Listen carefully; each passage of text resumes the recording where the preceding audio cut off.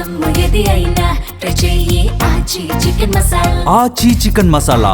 ఏ మాత్రం చడి చప్పుడు లేకుండా సైడ్గా ఉంటే ఎవరు పట్టించుకుంటారు చెప్పండి.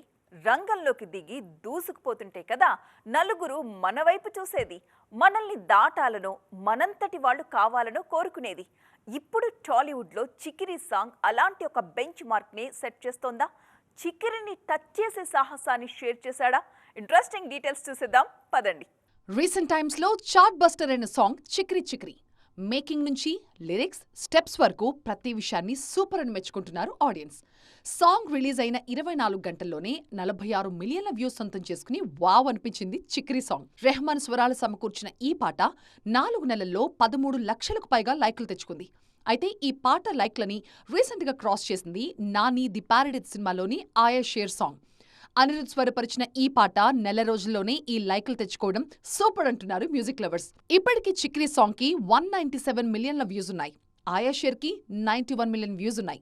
చిక్రీ సాంగ్ స్టాండర్డ్ వ్యూస్ తెచ్చుకుంటోంది. ఆయా షేర్ కి స్టార్టింగ్ లో ఉన్న దూకుడు ఇప్పుడు కాస్త తగ్గిందనేది అబ్జర్వర్స్ చెప్తున్న మాట. ఏదేమైనా 2 తెలుగు పాటలు లైక్ల విషయంలో పోటాపోటీగా ఉండటం ఆనందంగా ఉంది అంటున్నారు ట్రేడ్ పండిట్స్.